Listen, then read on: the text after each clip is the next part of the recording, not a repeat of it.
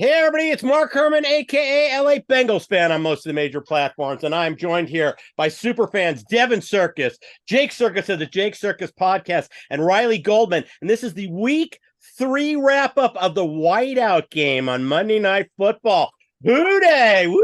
We put one on. I know. He's wiping his brow. Halftime was it's funny because I typed in my notes.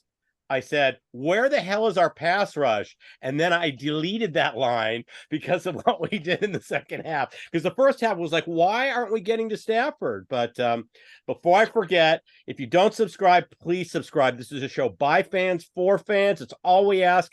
Hit the subscription button on YouTube. Hit the bell so you get our notifications. As you can see, we give you a show right after the game. So please subscribe and give us the thumbs up on the YouTube for the analytics. It really helps us out with the YouTube analytics. And Jake, tell them you do some great podcasts. Tell them where they can find your stuff. Yeah, Jake Circus podcast. Spotify and YouTube, 3 pods a week, Monday, Wednesday, Friday. Awesome. So, before we're gonna do an old tradition, which we've always done, which is we finally, for the first time this year, get to blow the victory horn. And the classic Mighty Ducks quacker.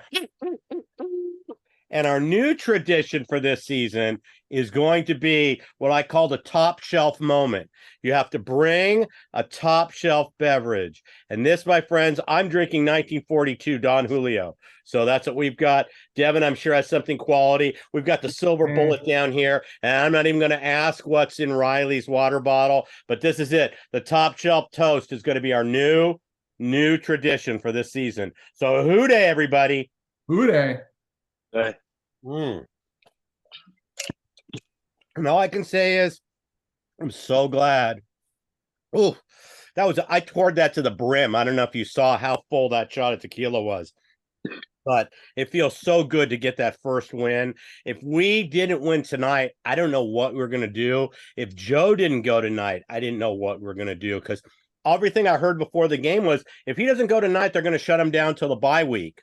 You know, the day after I bought my Arizona tickets yesterday, right? I've got my plane ticket, I got my Arizona, and I'm not going to see him, but none of that came to fruition. It was great. It's like I said, it's win number 1. And you know what? With Baltimore laying that egg yesterday, I lost money, but I don't even care anymore. Because I obviously had bet Baltimore, but you don't have the Colts plus 8.5? No, I took Baltimore money lined them. So I had them on a teaser with even. So I did not take the Colts. It cost me on a couple cards, but you know what? We're 1 game out. That's it.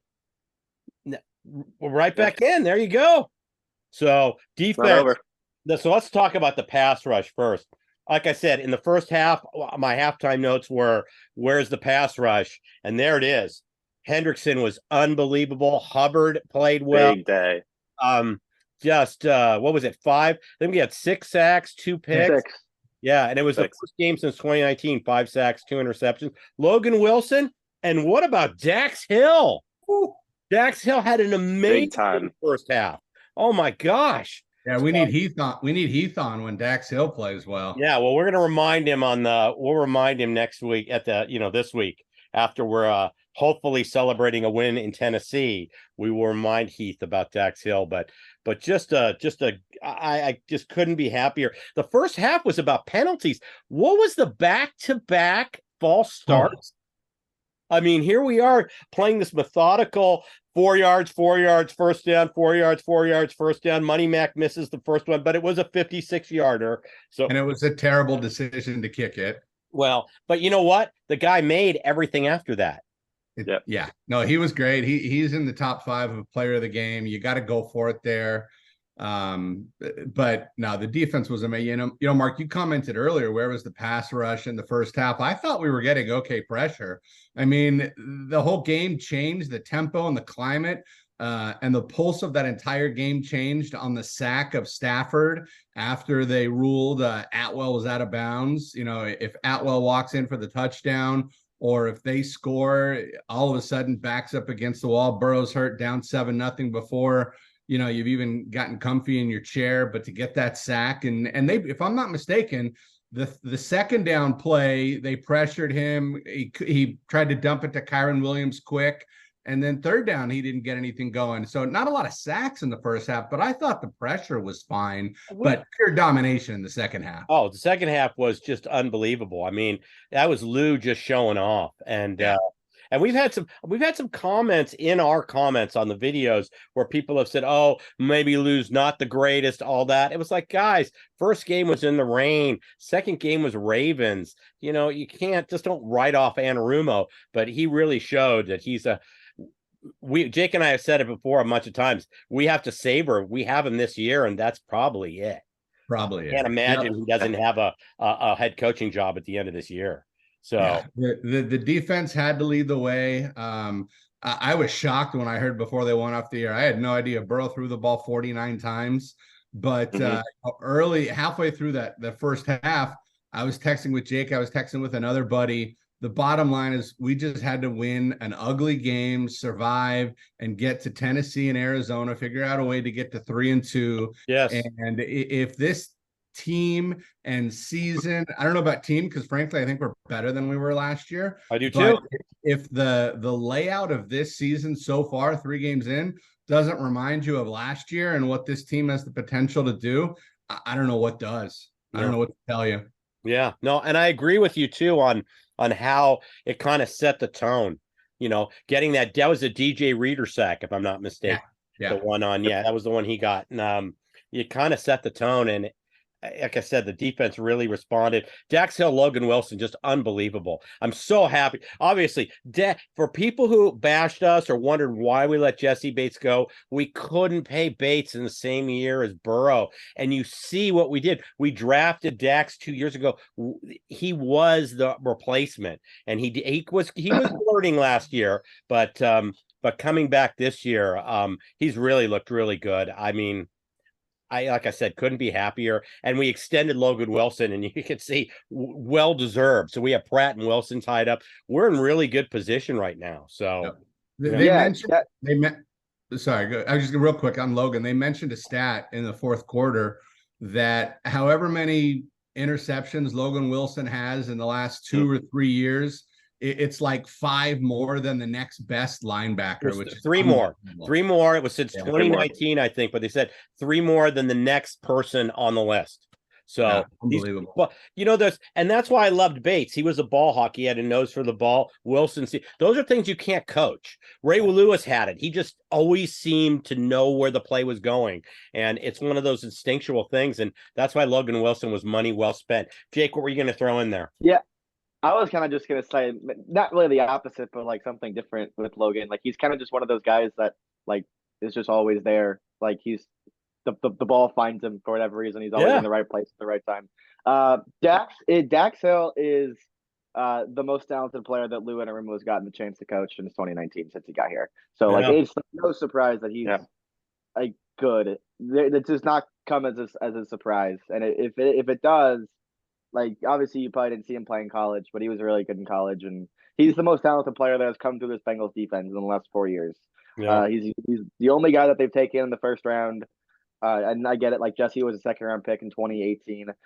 Dax Hill is a completely different type of prospect. He's more agile. He's more versatile. It's also why they let Vaughn go as well. Right. Dax. But, I mean, I've been pretty quiet. The pass rush looked really good. It should. I mean, we said on Thursday that it better look good because this Rams offensive line is the weak point of the team. Their left tackle got hurt in the first quarter, left the game, and then that backup came in and just had fucking no chance against Trey. And then Hubbard got in on the fun, a couple of swim moves on the inside, and like Stafford didn't really look like himself all game. Like we always see Stafford make these like tight window throws in the middle of the field. Those weren't there because he had to climb the pocket and like go horizontally the whole game because Trey was on his ass and Hubbard was penetrating the inside. And that's what this Bengals defense the last couple of years has done so well is like they've made quarterbacks play off script and like off of what they normally do. And in the Super Bowl, like I use Super Bowl because like it was Rams and it was Stafford. And Stafford made all these like ridiculous tight window throws in the middle of the field, and he just like couldn't do that tonight. And that's who he is. Like he scored 40 points against Seattle in week 1. That's what he did for 3 hours, and he didn't do that tonight. Yeah. Well, in the Super Bowl, he had Whitworth as an offensive Yeah. lineman, and he had what's his face, OBJ, to throw the ball to. So, or at least for the first half. So, but before I forget, I have to comment on this because I put it in my notes. We got to give kudos to Zach for that timeout. He noticed that we were messed up and he runs down the line. He gets the timeout. They get the snap off and they throw it, but you see why he was running to get the timeout. They had an easy touchdown there. And well, I think they played that up on the broadcast. I think guys stopped. I heard the whistle. I understand guys stopped, but clearly there was nobody in the screen near him. So it's not like somebody stopped running and you just saw him walking in the screen. We had a blown coverage. Zach picked up on it and got and that saved us 4 points. I mean, we ended up there. It was another one of those red zone plays, and that was going to be a touchdown if we didn't do that. So that was big. So I gotta make sure we get that one in there. And then the only downer note I'm gonna say, and it's 1 week, so I expect him to rebound next week. This was a terrible game for T. Higgins. I mean, there's no way to sugarcoat it. He had 2 drops that literally, one of them would have kept the drive going, another one would have gotten the McPherson field goal a whole lot closer. Maybe we didn't even go for a field goal. Maybe we get a touchdown. And then the OPI, which was just obvious. That's just frustration. But not a good game for T. I expect a better game next week out of him. So, yeah, what bothered me most about T is after there was one sequence in the first half where he had wanted a penalty and then had a drop. His body language was awful. He looked like he did not want to be there, and that was troubling. And he left the game. Went to the locker room for cramps. I'm wondering if that's code for if he had to do a Lamar Jackson from Monday Night Football a couple weeks ago, but he was awful. Yeah. Well, like I said, I expect better. I don't Lamar think Jackson I don't think a couple of weeks ago. Years ago. A couple years ago. Yeah, a couple years. What did Lamar do? Did Lamar go take a dump in the middle of the game? Well, I wasn't going to say that, but yeah. Am I forgetting? I think I know what you're talking about. Yeah. And then came back and went Superman to win the game. Was that Indy game where they came back from like 20 points down in the fourth quarter, like early in the season? That on Monday Night Football or Sunday Night Football, yeah. It's coming out of the locker room, so yeah. It was like the Paul Pierce moment where he came out, when is it the locker room on a wheelchair, right? And then comes out, for the Celtics and they win the title. So I've got 2 keys, if I may, that really changed the game in the first half. First off, the Rams went away from the run way too early. They kept on the broadcast, but they were in the red zone, refused to run the ball. And I mean, look, our D's too good. We're more prone to give up runs than the pass, and they did not get Kyron Williams involved at all. And the other one I got to sneak in before Jake does, but I will give him credit because I learned it from him, is Jake's got a term is to win the middle 8 of the football game, the last 4 of the first half and the first 4 of the second half. Rams got the ball up 6-3 and had a chance to make it 9-3. And we wind up stopping, and we wind up getting the field goal, stop them on their first drive, and then wind up scoring first in the second half. I think those were 2 big keys. So, Jake, I give you a big courtesy and credit for that because you taught me that. There you go. So, Riley, do you want to jump in there? Yeah. Not on that point, but flipping to offense. I know this was a defensive game, and there's so much to talk about there. But where did Tanner Hudson come from? Brad Smith goes down. We bring him up on today. The practice squad. Yeah. And he has brought him up today with the quarterback. Game of his career. Yeah. I love him. He was dominant in training camp. I meant to text Jake this morning that tonight's the beginning of Tanner Hudson season. I love him. Good. And the one thing I also have, I tweeted this out. I said, can we end the experiment and bring Chrisman back as our punter? Is that possible? I mean, he was better tonight. He was better, but he still had a couple shaky punts. I don't remember Chrisman having any. Chrisman had some bad punts last year. All right. I mean, we'd have had one more game in February if Chrisman had one good punt at the end of the Kansas City game. Yeah. Also, this weekend was, I watched 8 18, 19 hours of football this weekend. There were some of the most like egregious coaching decisions that I think I have ever seen. What the fuck is McVay doing?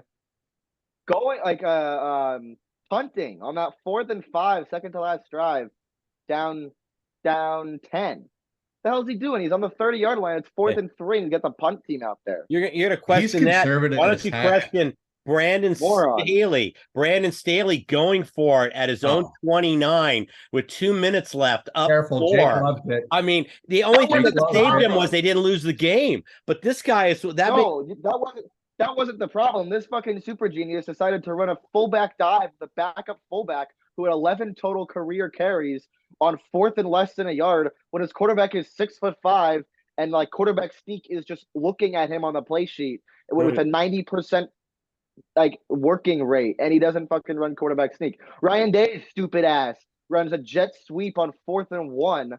Dabo on 3rd and 1 throws it 4 yards in the boundary. His quarterback 6'4". Sneak the goddamn ball. Daniels kicking the field goal last night. Yeah, kicking the field. Did it too on the first drive. Yeah, Tomlin ran a fullback dive on 3rd and 1 and punted. Sneak the goddamn ball. Like I have this thing now. Shane Steichen did it yesterday. He won the game, but because Harbaugh made it even worse coaching, even more of an egregious decision. No sneak, no cookies. It works 90% of the time. Right. So no, it was a weird weekend. And for the first time in a long time, I don't ever remember having this. We had 4 teams that were 7 points or greater dogs win the games outright. Really? Yeah. Wow. So Houston was a week for the parlay, touchdown dog. Baltimore was a more than a touchdown favorite. Dallas was like an 11 or 12-point favorite. I think 11-point favorite against Phoenix. I mean, it was a weird week. But like I said, when the week ends, here we are, 1-2, looking up at 2-1. No big deal. There's one more guy that deserves a lot of credit. We did not run the ball enough in the first half. We did not establish the run.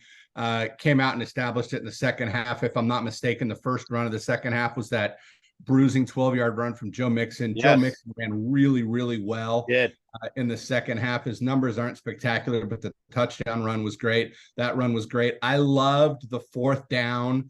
I know you want your sneaking cookies. You're not sneaking Joe Burrow with the bad calf. No. It's a play where you easily could have gone play action to the tight end. I was texting with another buddy at the time. I said, you know what? Trust the O-line, give the ball to Mixon, and a great run to pick up that first down and 4th and short. Oh, he was stopped initially and then just kind of found that little crack and got through. He ran with purpose tonight. He really did. That's a great way to put it. So I like I said, all around, I just couldn't be happier. Here we are. We're not where we know we can be, but I always used to tell my kids, when progress, not perfection.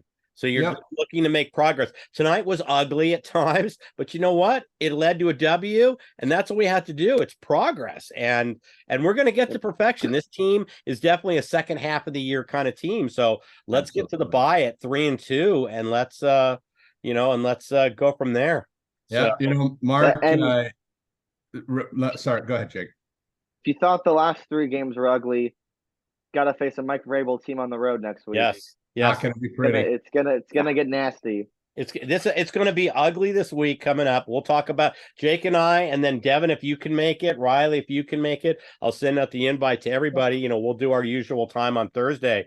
We're going to talk about that, but everything we did tonight, we kind of have to set aside because we've put it all on film now. So we have to go into Tennessee. Vrabel's a very good coach. That's a good squad. We have to go into Tennessee, and this is a team we've beaten a couple times in key playoff games. There's no love loss here. They're going to be looking to punch us in the teeth. So we have to come up with a completely new scheme, working some of the stuff, but everything you put on film tonight's not going to be a surprise for Tennessee this week. So it's going to be I was going to say one thing I know is, Mark, you're 50-ish years doing this. I'm over 40 years doing this as Bengals fans. You two kids were born into it, and I know how many times I've apologized to Jake. Riley, I'm sure your dad's done it to you. Oh, yeah. It's never easy for us, and half the times it's way more bad than it is good. So, let's I guess enjoy the ride. I don't know, but enjoy the week. At least today we can watch Sports Center tomorrow and not be oh no, what are they gonna say about us tomorrow? One team ever has made the playoffs at 0-3. Like they said that shit last year too when we faced the Jets in week 3. So all I could say is I've apologized to my daughter at her bat mitzvah. I worked it into my speech and apologized to her, saying I'm really sorry. And at that point, we were in the middle of the whole Marvin Lewis thing where we couldn't win playoff games. But that's another lifetime ago. One of the things I always tell people, because they always say, oh, you guys are so neurotic and you make so much everything. I said, if you grew up with the history that we have as Bengal fans, especially from the beginning, you would understand our neuroses. I mean, basically winning a playoff game and then having the refs take it away on 2 personal foul penalties when they don't call Porter for running out on the field. It's just a whole series of things. But winning the division and having Carson Palmer's knee blown out on one of the dirtiest plays ever. I mean, you can just go through the list of things. It's tough. And this is why we make a big deal, because we're neurotic. I get it. And look at our history. You'd understand why. So it definitely is that. Jake, what do you any special stats you want to throw at us? Oregon. Oh, by the way, yes. I was on that game, man. There what was it, 35-0 at half or something? And the coach says, we're just getting started. And then, that was Dion, if you're gonna put yourself out there, eventually a bigger fish is gonna come kick you in the face. And that's exactly what happened. So that's 2 weeks in a row. He gave me a Florida money line. I want more of those plus 165s that went out. He didn't give you the Broncos yesterday? That was just himself? I was on the Broncos yesterday. Oh, okay. I didn't know that, but I wasn't gonna mention that. Yeah. I'll take it to the chest. So I will have a confession that'll make you feel better.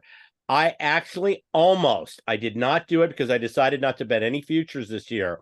But I almost bet the under on the Dolphins because I thought they were overrated. They were 9.5 wins. And I almost said, no, you know what? I just said, I decided against it. And I cut Tua on my dynasty team. They were 3-0 last. They were 3-0 last year and led the league in passing yards through 3 weeks, and they didn't get to 10 wins last year. Right, but I was eyeing Mike McDaniel today at plus 500 for Coach of the Year. So what's that?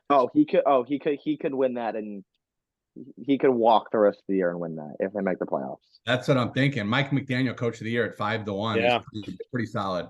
Yeah, no, that is. So, but all right. Well, we will be back. We'll be back on Thursday with that preview. Devin, I don't know what your work schedule is. Love to have you. Riley, love to have you join us as well. Anytime you can. I'll always keep you guys on the emails. Jake and I will be doing what we usually do on Thursday. I'm going to remind you again.